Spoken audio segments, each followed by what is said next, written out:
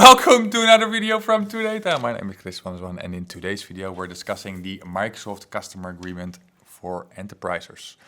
There was a lot of rumors, a lot of tendencies, a lot of noise about it in the market the last coming weeks. I think it's time that we discuss more in detail what are the differences with the enterprise agreement, what is the MCA-E, what can you expect from it, what are the pitfalls. So let's jump into it.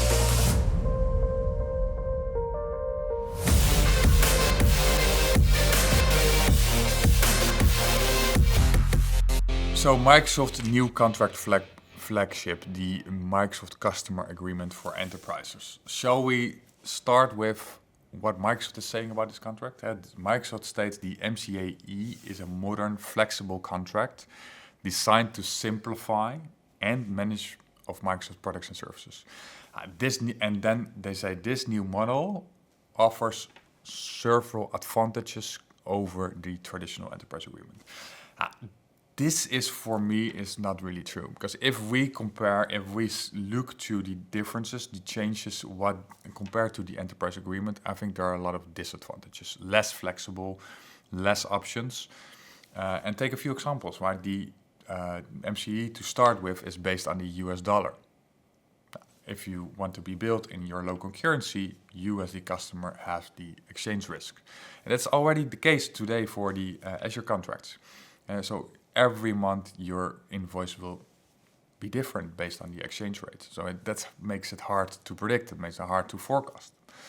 And the second one is there are less flexible SKUs in the MCA-E available today, right? You have less options to step up or add on.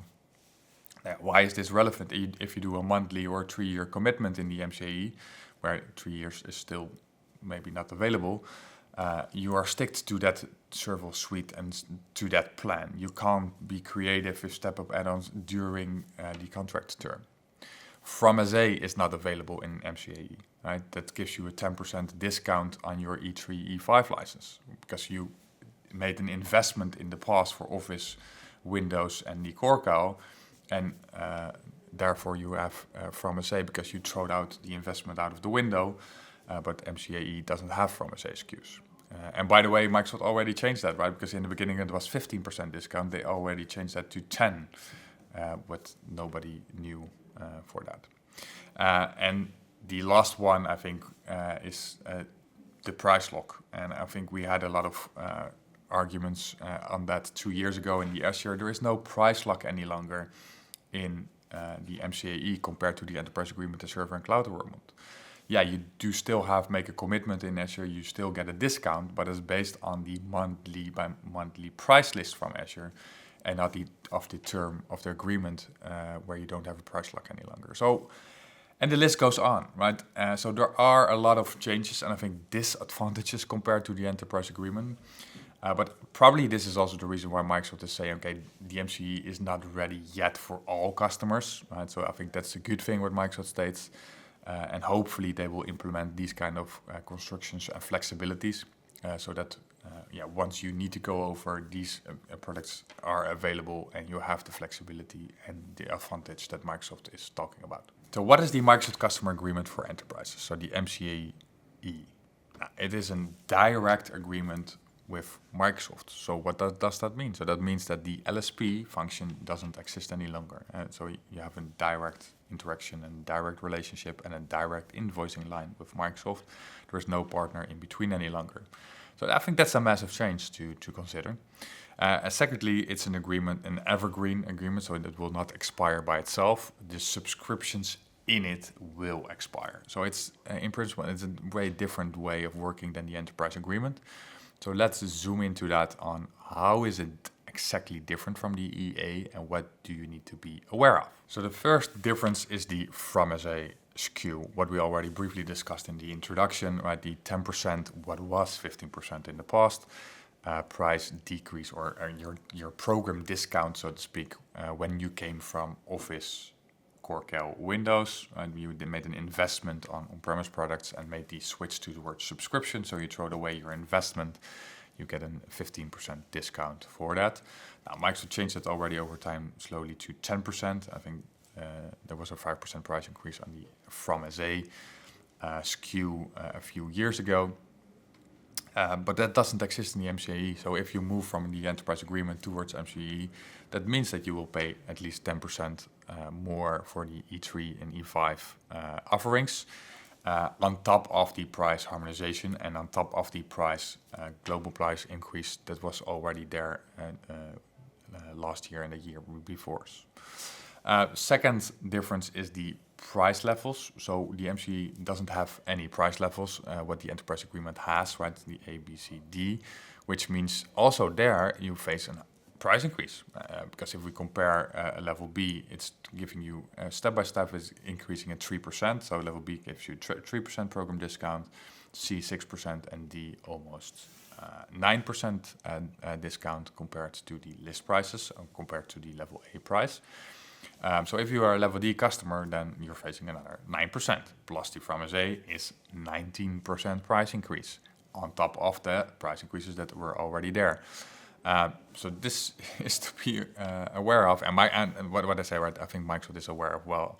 So they say if you have these kind of exceptions, you are not yet MCA ready. So I hope that Microsoft will introduce these kind of offerings in the near future.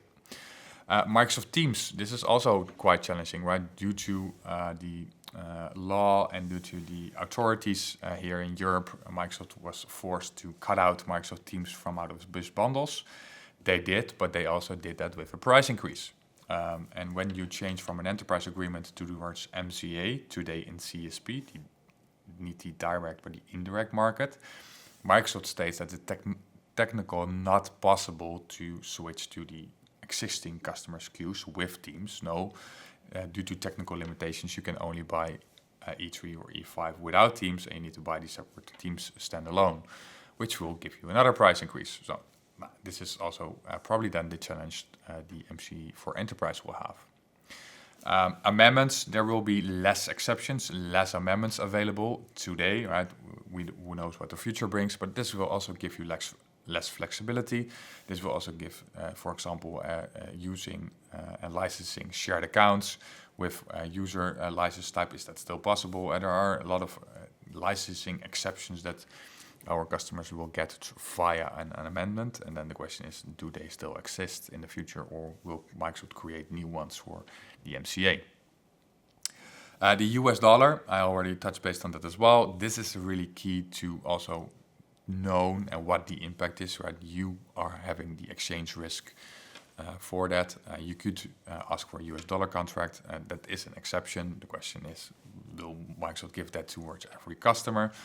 And yeah, you have the exchange risk if you want to be built in local currencies. On-premise licenses don't exist, so the license and software assurance components doesn't exist in the MCA-E. So if you now have your SQL, your Windows Server, software assurance only, and you want to move towards the MCA, you need to flip towards subscription. So in other words, again, like the Office Core Windows scenario, you throw away your investment and you go to a subscription model, which is not in favor of you, of course. So hopefully they will introduce software assurance into MCA in the near future, or introduce a Windows Server SQL from as a scenario. But be careful, if they don't introduce from as a for E3 and E5, probably it's not your best option to now go for a Windows Server from as a, which Microsoft will then terminate in the coming years again. Price lock. Price lock is not available in the MCA. What does that mean? Yeah, you have annual, monthly, or Microsoft also states 3-year subscription terms. Now, the 3-year subscription terms only exist today for Dynamics. So the question is, do they also come for E3 and E5 and the subscriptions? Microsoft is saying that it will come, but you don't have a price lock either in Azure. If we compare that to the enterprise agreement, in the EA, in the server and cloud environment, you had a price lock for the term of the contract, which was freezing the price list. And today you are working with the monthly price list, so you don't have a price lock. Yes, you have a monetary commit for 3, 5, or maybe even 10 years, and you have a discount on that, but it's based on the monthly price list, the discount. So also there, your prices will change month over month. It's a direct contract with Microsoft, so that means that you will directly deal with Microsoft. So you need to analyze, okay, what is the LSP function doing for me today? They do a lot of admin work, license reservations, billing, navigating, give you advice. So there's a lot of, and really a role for the LSP today. So you need to, okay, do we get that in-house? Do we have a separate service contract? So you need to budget that through your LSP or independent parties such as 2Data, for example. There is no true-up annual reporting any longer because the MCA doesn't have the annual term. It's just you buy subscriptions as you go, which also means that you probably not always can co-term those. So you have multiple end dates across in the coming 3 years, which makes it harder to manage those contracts and those terms. But also the negotiation with Microsoft will change over time because you just have annual subscriptions and that differs on the term and the expiration date when you initially purchased and procured those subscriptions. The good thing is that you have flexible payment options and you have also the options to monthly subscription. So it's a more cloud model in a pay-as-you-go model in that way. But be careful, that comes with a price, right? So the pay-as-you-go month-by-month SKUs are 20% more cost-heavy compared to the annual term subscriptions. And the annual term subscription with monthly billing, Microsoft will change that also from the 1st of April, will have a 5% price increase compared to the pre-billing. So, it is possible, but it comes with a price. So that's something to look into. And the last one is the invoicing. It seems that you have way more flexibilities in terms of invoicing via different departments. You can really set it up for your own organization, how you want that, how many different invoices you want to have, and what details you want to have on those invoice types. So that will be a good thing in a digital manner, in a digital way. So what is your impact? How will Microsoft Customer Agreement impact you as an organization? So I think for most enterprise customers, it will not affect you today, right? Because there are just so many things that are still not available, or that will dramatically increase your pricing, that you're just your contract is not ready to make the switch from enterprise agreement towards the MCA-E. Microsoft says it's for cloud-only customers, but also there, if you have from SA or exceptions, amendments, be careful. Your contract is not ready today to move towards MCA-E. If you have any detailed questions, you want that we assess your contract, are we MCA ready?